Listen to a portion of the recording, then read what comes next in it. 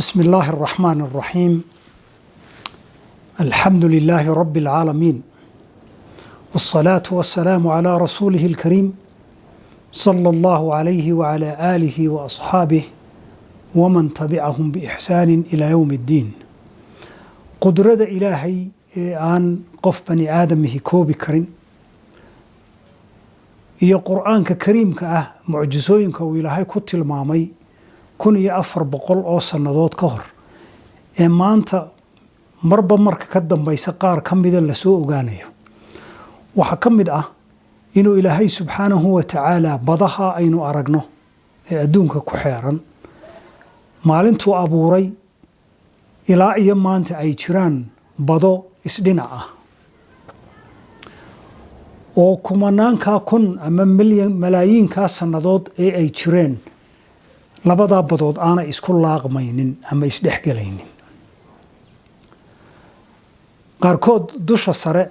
waa bado isu eg weeye waa buluug balse gudihii waa laba badood oo kala jaada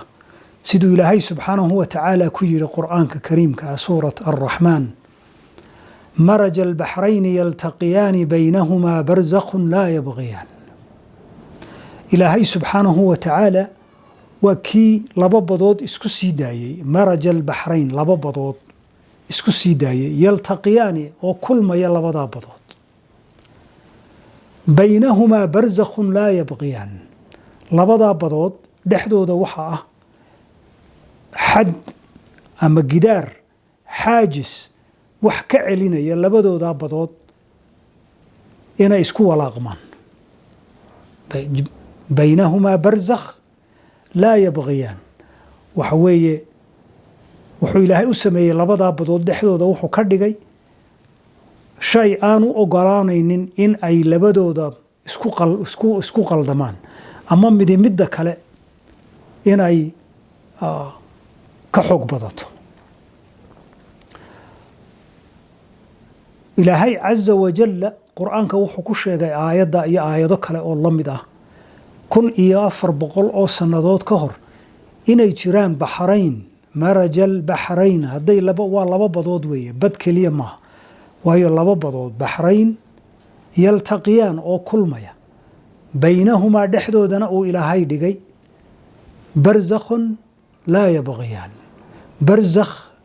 ama xijr gidaar ama shay aan u ogolaanayn labadooda badood inay isku walaaqmaan. arintaas bani aadamku muu ogeyn wixii ka horeeyay 1960 ilaa uu ninka Jacques Cousteau la yiraahdo Francis explorer oo badaha darsa 1962 uu arkay badda Mediterranean-ka iyo badda Pacific Atlantiga Mediterranean-ka iyo Atlantiga inuu arkay inay yihiin laba badood oo kala jaada arkayna meel ay labadoodu ku kulmaan oo wixii dhinaca ka xiga ay tahay midalan baddi cadeed ama Mediterranean-ki wixii dhinacan kale ka xigana ay tahay baddi Atlantiga labada badood oo labadooduba ay leeyihiin characteristics ama tafaasiil u gaar ah oo aan midda kale la mid ahayn tafaasiishaas oo ay ka mid yihiin temperature-ku inaanu isku mid ahayn darajada milixda inta ku jirta badda iyo baddaas inaanu isku mid ahayn biyaha density-gooda ama culayskoodu inaanu isku mid ahayn xayawaanka badda cad ku nool Mediterranean-ka iyo badda Atlantiga xayawaanka ku nool inaanu isku mid ahayn buu arkay hatta dhirta badda gunteeda ka baxaysa inay laba dhir oo kala jaada yihiin ayuu ogaaday ninkaas explorer-ka ah ee Jacques Cousteau. sidoo kale Gibraltar ama Jabal Tariq waxaan leeyahay sidoo kale Babul Mandab oo ah badda cas ee inaga iyo Cadan inoo dhaxaysa iyo halka iska galaan Indian Ocean-ku sidoo kale waa laba badood dusha labaduba waa blue wax laga arkayaa ma jiro balse meesha ay labada badood iska galaan waa laba badood oo kala jaada oo wixii xagga aad u dhaaftana Indian Ocean-ka hadaad u dhaafto wixii tafaasiishii aynu soo sheegnay oo dhami waa u gaar dhinacan kale haddaad baddi casayd sheegto markaad baabulmandab joogto wax allaala wixii tafaasiil ahaayee badda cas way ka duwan yihiin kuwii Indian Oceanka. ninkaasu markuu arrimaha arkay ayaa adduunyadii kale oo dhammina ay ku kacday oo bal ay tijaabisay wixii. waxaa la arkay Maraykanka oo kale in gobolka Georgia la yidhaahdo laga helay taasoo kale, Alaska gobolka la yidhaahdo in laga helay taasoo kale, Canada meesha la yidhaahdo Vancouver in iyadana laga helay sidoo kale, iyo bado badan oo kala jaada. badaha aynu sheegnay markii uu ogaaday Jacques Cousteau iyo dadkii kale ee iyaguna la tijaabiyey markii dambe, waxay kaloo arkeen arrin kale oo kaba duwan iyadu, oo kuwii hore waa laba badood oo isdhinac ah oo mid waliba midabkoodu isku mid yahay ilaa qof Ilaahay ku ilhaamiyo meesha ay iska galaan mooye. balse waxaa la arkay markii dambe meelaha ay iska galaan webiyada iyo baduhu inay la mid yihiin iyaguna, taasoo ah iyadana Ilaahay subxaanahu wa tacaala aayad uu qur'aanka ku sheegay suurat al-Furqaan وأن ليل عز وجل أعوذ بالله من الشيطان الرجيم وهو الذي مرج البحرين هذا عذب فرات وهذا ملح أجاج بينهما برزخا وحجرا محجورا. إلهي وحولي هو الذي إلهي واكي مرج البحرين اسكو سيدايي لبا بدود او مركن هذا عذب فرات مد وحوي بيي معان او لغا عبي كرو وهذا ملح أجاج taasina waa bad kale oo wada milix oo aan la cabi karin. wajacala baynahuma dhexdoodana uu Ilaahay dhigay barzakhi aynu soo sheegnay, wa xijran maxjuura ayuu imka ku daray. labadii badood markay kale yihiin mid macaan iyo mid qadhaadh, Ilaahay wuxuu ku daray, wuxuu dhigay wajacala baynahuma barzakhi aynu hore soo sheegnay ee u diidayay labada badood inay isdhex galaan. balse markan wuxuu Ilaahay ku daray wa xijran maxjuura, wuxuu raaciyay xijir maxjuur waxa weeye labadii badood midi waa midigta oo waa bad macaan, midna waa bidixda oo waa bad qadhaadh. dhexdooda waxa ah meel dhexe oo aan qadhaadhkii aad u qadhaadha ahayn, macaankii aad u maxay ahayd macaankii la cabi karayayna aan ahayn, balse tafaasiishooda oo dhammi ay tahay mid labada u dhaxaysa. temperatureki labadu u dhaxeeya, milixdii labaday u dhaxaysa, densitygii biyaha ama culayskoodu labadiibuu u dhaxeeya. xayawaankiina Ilaahay wuxuu yidhi xijran maxjuura, waa sidii jeel buu Ilaahay geliyey aanay ka bixi karin. oo meeshaa labada badood u dhaxaysa xayawaanka ku nooli midigta hadday tagaan oo macaanka xaggiisa u kacaan kuma noolaan karaan, hadday bidixda u kacaan oo ay biyihii qadhaadhaa ee badda tagaanna kuma noolaan karaan. halkaasay ku xabisan yihiin xijran maxjuura siduu Alle yidhi subxaanahu wa tacaala, halkaasay ku xabisan yihiin. biyihiina waxa weeye markii aad xagga macaanka u kacdoba biyi way sii macaanaanayaan, markaad xagga qadhaadhka u kacdona biyi way sii qadhaadhaanayaan. biyihii waa meel dhexaadka, temperaturekoodii, densitygoodii iyo milixdoodii intuba sidaasay noqonaysaa. waxaa la yaab leh in beri dhoweyto sayniskii uu ogaaday aayaddaas exactly Ilaahay subxaanahu wa tacaala sidaa uu yidhi in ay 100% run tahay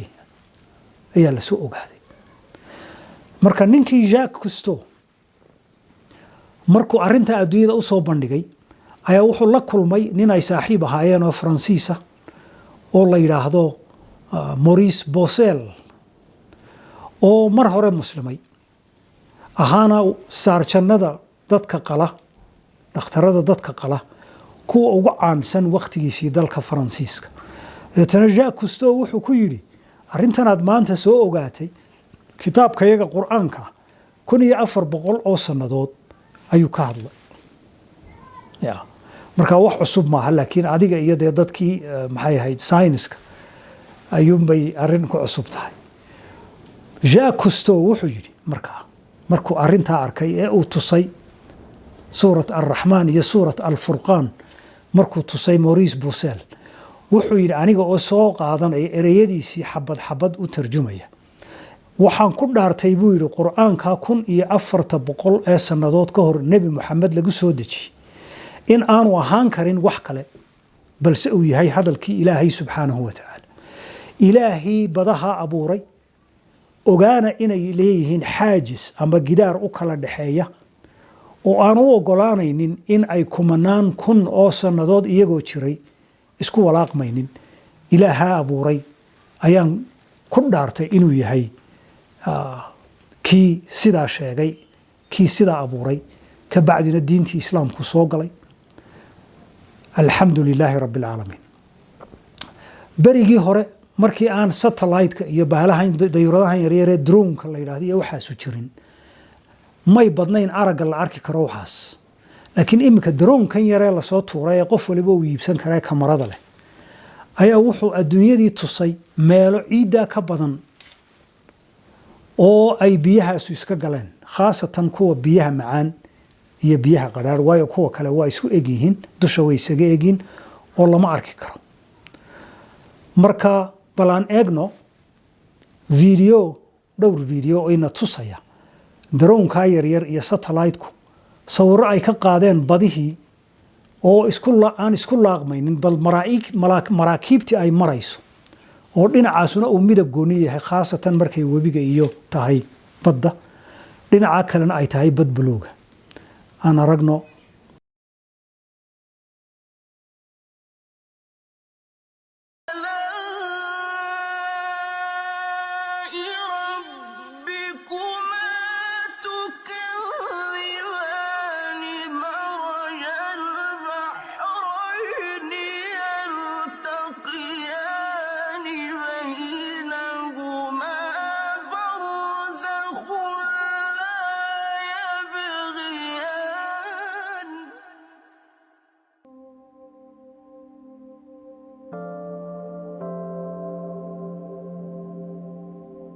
What you are looking at in this footage is freshwater meeting seawater, which was filmed where the Fraser River enters the Strait of Georgia in Vancouver, Canada.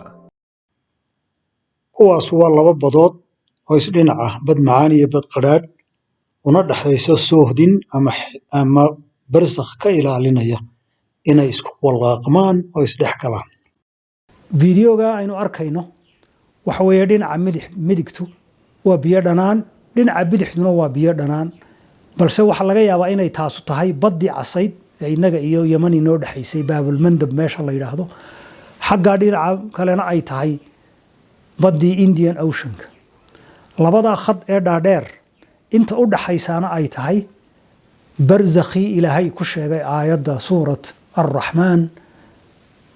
ee uu la yidhi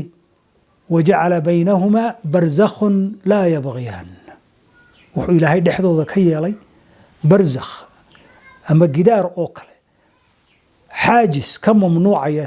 labadoodu inay isku qaldamaan halkan kalena waxaynu ku aragnaa biyihii macaanaa iyo biyihii qadhaadhaa meeshay iska gelayeen dhinaca bidixdu waa baddii qadhaadhayd dhinaca bidixduna waa baddii macaanayd marka la eego milixda haddii la eego densitigeeda waa kala jaad araggii waa kala jaad halkay iska gelayeen ee uu ilaahay yidhi xijran maxjuura huwa alladii maraja albaxrayni hada cadbun furaatun bidixdaas waa cadbun furaat waa biyo macaan wa hada milxun ujaaj midigtaasuna waxa weeye biyo milix leh oo aan la cabi karin wajacala baynahumaa dhexdoodana wuxuu ka dhigay labadaa laynee cascas dhexdoodaas barzakhan kii kala ilaalinaya gidaarkii kala ilaalinaya wa xijran maxjuura iyo meel uu jeel oo kale ka dhigay uu labadaa biyood ka kala ilaalinayso inay isku soo qaldamaan xayawaankii ku noolaa aanay dhinaca midigtiyo dhinaca bidixda midna ku noolaan karin temperaturekoodiina waa aragtaan waxaan leeyahay milixdoodii baan leeyahay taa midigtu waa 40% baa milixa taa bidixda 7% ayaa milixa balse dhexdii barzakhan wa xijran maxjuura meeshii uu ilaahay yidhi temperaturekeedii waxaan leeyahay milixdeedii maxay noqotay labada oo la isku daray 40kii iyo 37kii haddaad sugayso laba u qaybiso waxaad helaysaa 38 iyo nus marka milixdii meeshaa dhexe ee barzakhan wa xijran maxjuura uu ilaahay yidhi waxaad arkaysaa temperature waxaan leeyahay milixdeedii inay tahay labadii milix bartankoodii inay tahay. ilaahay subxaanahu wa tacaala arrintaas labadaa badood maalan weligoodba sidaasay ahaayeen, balse bani aadamku wakhtigii ka horreysay intaynu droniskan iyo satellite-ka iyo waxa la arkay aragtidoodu kumay badnayn. arrimaha aynu aragnay ee ay adduunyadu maanta soo ogaatay, nabigeenna calayhi salaatu wasalaam ugu soo waxyooday isagoo aan weligii bad arag, nin bad mareena aanu ahayn, weligiina aanu bad arag, waxyigaa ilaahay ku soo dejiyey wuxuu ina tusayaa inuu nebi moxamed sala allahu calayhi wasalam yahay rasuulu ilaahay xaggiisa ka soo diray. laa yantiqu cani ilhawa in huwa ilaa waxyun yuuxaa. rasuul wixii uu ku dhawaaqaba ay tahay waxyi uu ilaahay u waxyooday, balse aanu ahayn wax kale. alxamdu lilaahi rabbi alcaalamiin. ilaaha inagu hagay inaynu noqonno ummaddii qur'aankaa raacda ee qur'aankaa ku dhaqanta ee ilaahay subxaanahu wa tacaala ku sharfay kuna manaystay inay noqdaan ummaddii qur'aanu lkariim. wassalaamu calaykum waraxmat ullah.